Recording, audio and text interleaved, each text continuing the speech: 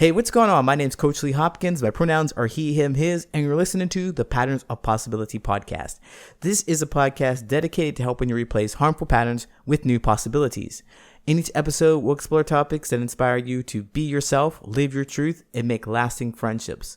In this episode, we're going to talk about boundaries and how I had none. Very weak ones. Very poor, sad ones. For a very long time. So, I'm not really sure if you want to or not. I don't want to make anybody uncomfortable, but if you're interested in listening, maybe come along.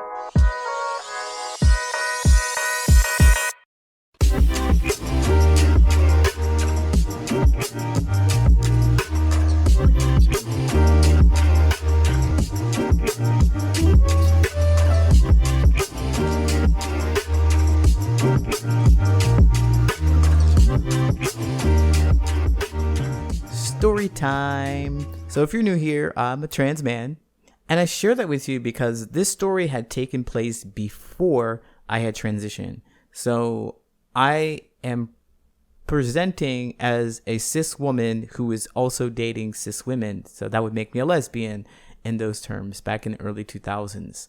So that's when this story takes place. And I'm going to tell you about this time where I was dating people. Laughing just thinking about how goofy this story is and how far I've come from this experience. But man, it's a good one. Let me just get into the story. All right. Once upon a time, I used to find my dates on Craigslist. All right, right there. That should tell you what kind of story this is going to be. All right.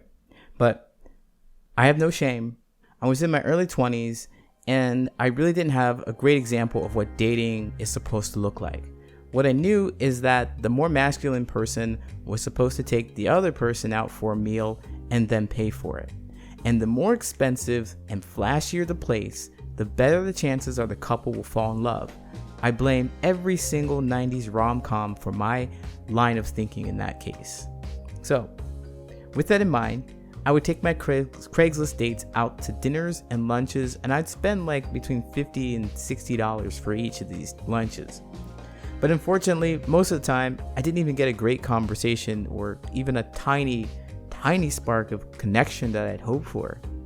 So after several weeks of this, I vented my frustration to a coworker who suggested that I take future dates to less costly places, like a coffee shop.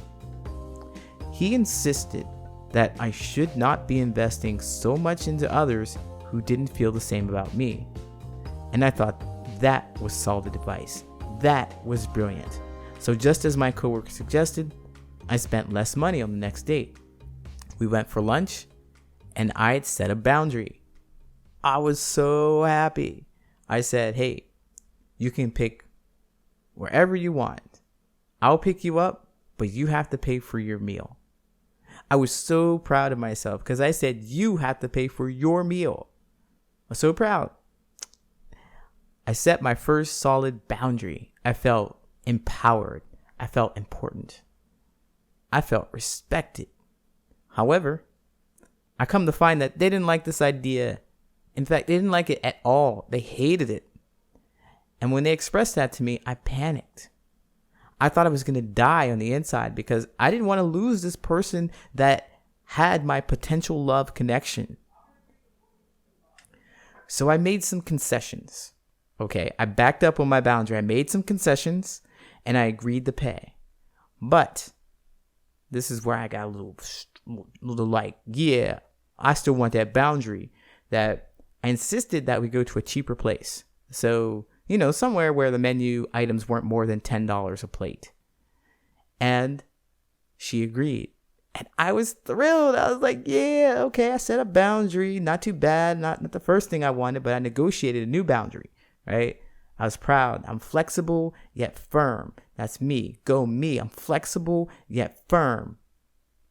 And I was excited when I picked them up. I was excited because I was like, I'm flexible and I'm firm. And everything was going just as planned. We were kind of talking. This conversation was a little forced. And she said something that went me just stop. What? What? She said she's going to order the most expensive dish on the menu. I was shocked. And I wasn't really sure if I should be upset or whatever. I was kind of suspicious, and I laughed it off because I thought we were just having fun. I rationalized that we were just having fun because I told her how I didn't want to spend all this money and stuff. I told her that. She's obviously joking because I put up my boundary on flexible yet firm.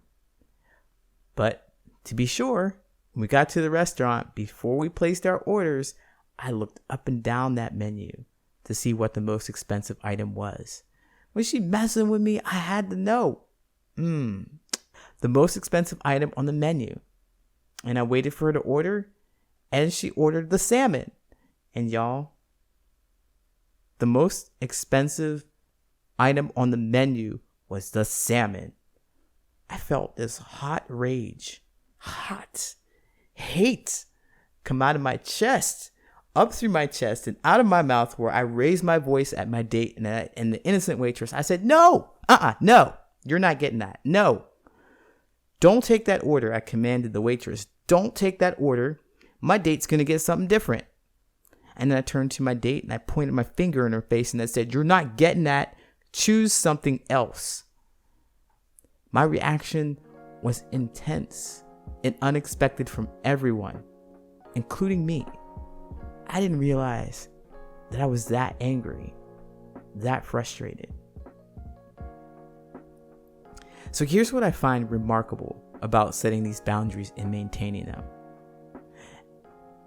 My self-esteem at that time was so low that, as frustrated as I was about the whole situation, I was not angry enough to leave the place. And we still ate together. And I paid for everything. I think she got a grilled cheese sandwich. She didn't get that salmon. Nah. Flexible yet firm. But I paid for everything, and I drove her back to her place, and it was awkward. It was so awkward. Looking back, I realized that I put up with that behavior because I was lonely and I was afraid to lose this one random person that was paying attention to me, and that was all that is. I thought that I was going to miss out on an opportunity to find the love of my life, to find a real connection, because we didn't have an opportunity to eat together. Those boundary violations weren't bad enough for me to cut my losses, even though they caused such a visceral reaction in me. And I'm almost ashamed to admit that afterwards, after that incident, for months after that incident, I thought my life would be different if I had just paid for the salmon. If I had just given in that I'd have a partner. Right? I laugh at that now because, man, I know that is nowhere near true. But I struggled for years upon years like that. My relationships looked just like that. I didn't know how to set boundaries. I didn't know how to reinforce them. I didn't know what boundaries were. And after that incident, I thought, well, setting boundaries seemed like a hassle in the first place. They seemed like a hassle because it seemed like it was more work to build and keep what they were. Because look what happened to my date. Why set up this boundary in the first place when I could have just bought the salmon and we'd have been great? We'd have been gravy. But again, I know that's not true because I had been in similar situations and I had essentially bought the salmon and I'd been really upset with the fact that I had to buy the salmon in the first place because I didn't set a boundary. But I had no clear plan of action for building boundaries. I didn't know how to reinforce them, and I didn't know how to deal with the painful feelings associated when one does not respect your boundary. As a result, my boundaries were weak. They were weak. But I come to realize that as much of a hassle as setting boundaries can be, I know that building and maintaining healthy boundaries is the key to lasting friendships and meaningful relationships. At the very beginning, now my healthy self, at the very beginning, that poor Lee back in the day, man, as soon as she said that she wanted to pay for her own, she wanted me to pay for her meal, today I'd have been like, oh, well, goodbye.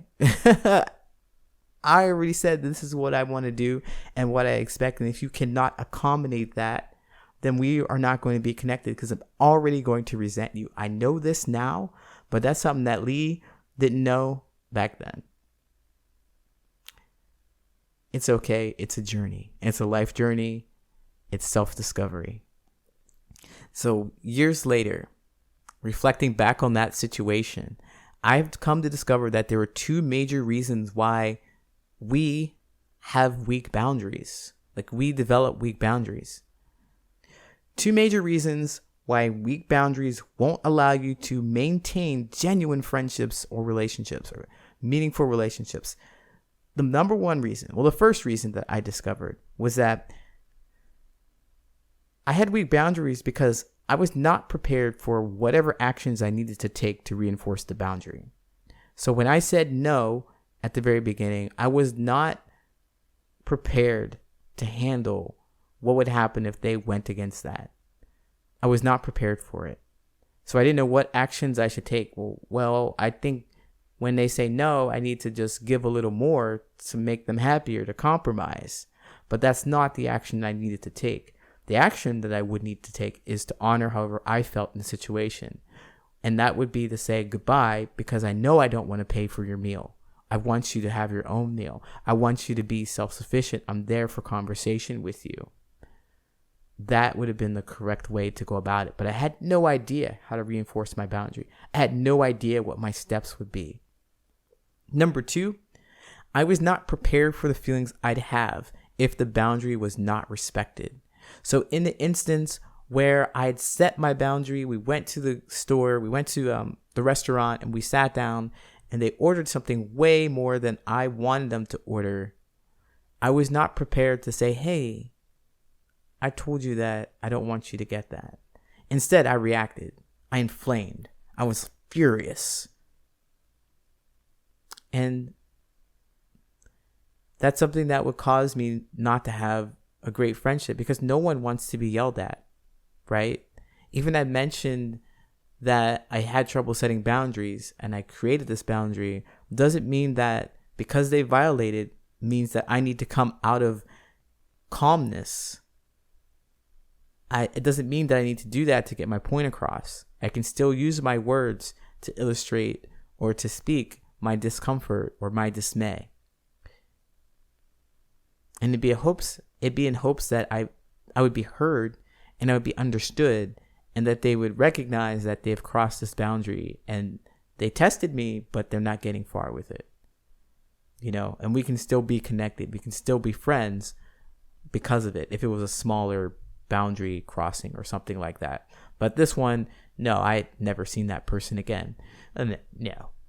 But the point is that I was not prepared for the feelings that I'd have, and I let those feelings overtake me and allow me and have me do some things that I normally wouldn't do. So, you know, that's my story about having weak boundaries.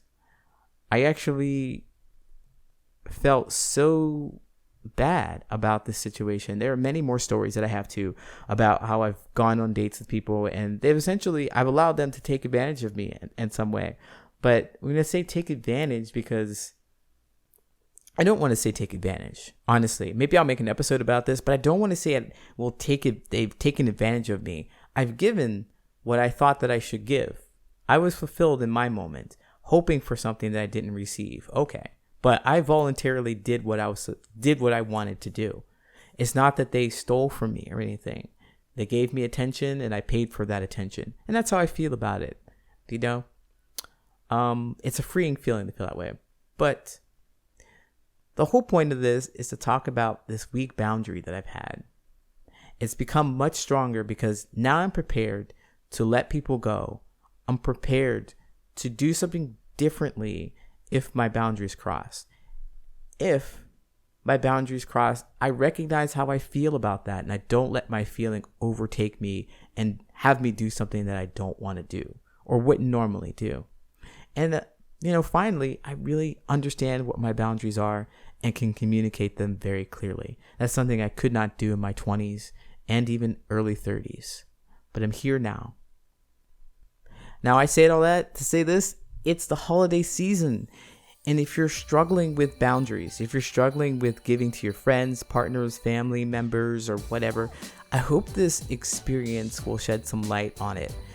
Don't do more than what you want to do, because it's going to ruin your friendship, your relationship, your connection with them, because you'll start to build some resentment in with whatever you do for them.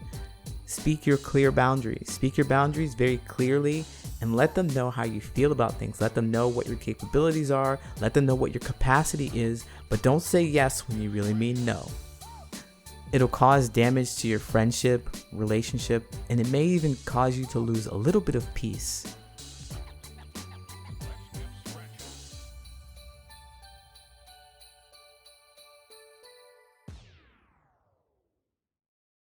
I'll be right back with the Answer Reddit friendship advice question.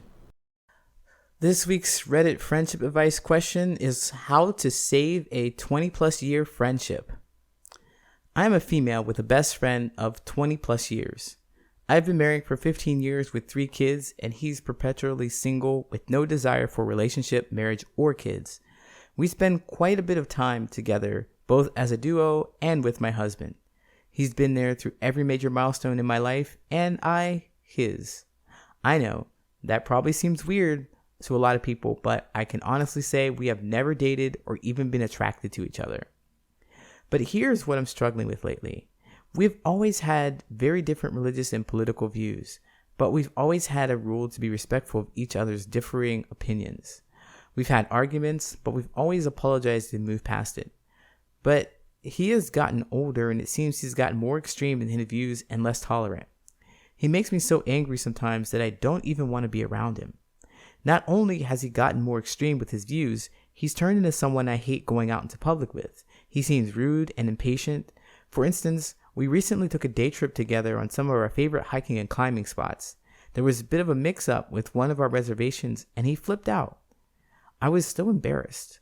I understand being upset when there's a screw-up that's not your fault, but there's usually a way to handle things that doesn't involve berating someone nearly to tears.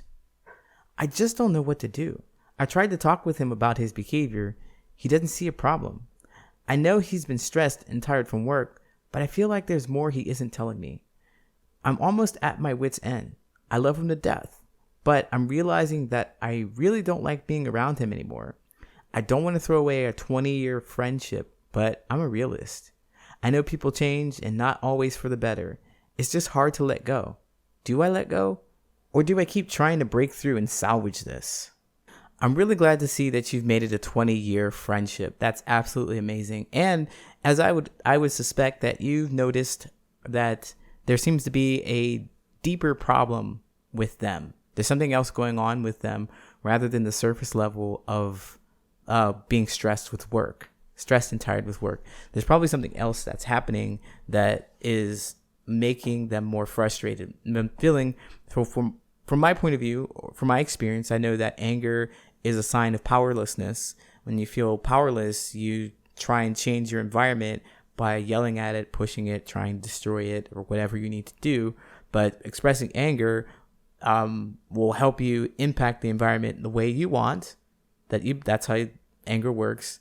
And from that, you'll feel esteemed. You'll feel like, oh, yay, I did it. I made them cry. Even though I didn't get what I wanted I didn't get the trip fixed or whatever, but I made the other person cry. I feel good that I did something. I changed the environment in some way because I feel powerless. And I imagine that there's something else going on in his life that makes him feel more powerless. What is it? You don't know because you have a life and you're not them and they haven't told you.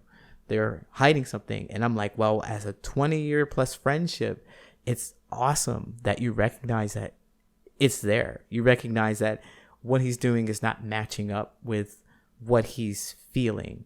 And you can see that. So I wonder, as as a dear friend to him, if you're able to create a space in which he's able to talk about what's going on. I normally talk about how I notice people's behaviors. I notice that you're more angry these days, and I'm concerned that you yelled at a person and made them feel sad. And I'm concerned about you. This is not like your normal behavior. Is there something? I suspect that there's something going on. I don't recommend asking questions. I don't recommend asking questions if you can avoid it, because asking questions kind of asks them to be vulnerable, open up. It prompts them to open up. But I recommend laying your cards all on the table and saying how you feel about everything and speaking from your point of view.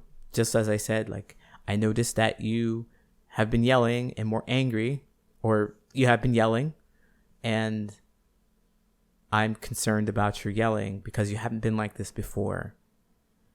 I think there's something else going on. I'm here for you to help you.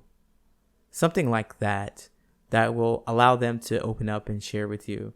And if they aren't willing to open up, then it is within your right to create some space between you and your friend. I know friends evolved. You said that people change, and it's difficult because it's a 20-year friendship. But if you allow this to continue in your space and you suppress your feelings about how it feels to you, you suppress your feelings about it and just be like, well, I've known it for 20 years. I guess this is how they are. You suppress your feelings about that. You are going to be resentful and frustrated with them, and your friendship will fall apart anyway. So if you have to put some space in between you two and say, I want to see you when you feel this way, or when you're behaving this way, when you're in this environment, so we can have a genuine, joyous time together, then do that to preserve your friendship. Don't try to change him because he's going to resent you for changing him. If you try to change him, you don't like him. You don't like them.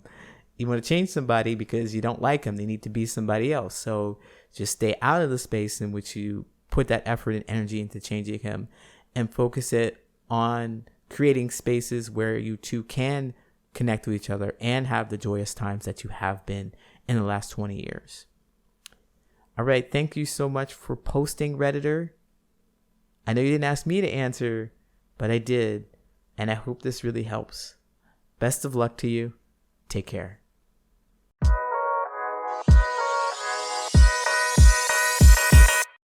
My name is Coach Lee Hopkins, and you have been listening to the Patterns of Possibility podcast. You can find me at patternsofpossibility.com and on all social media at Patterns of Possibility.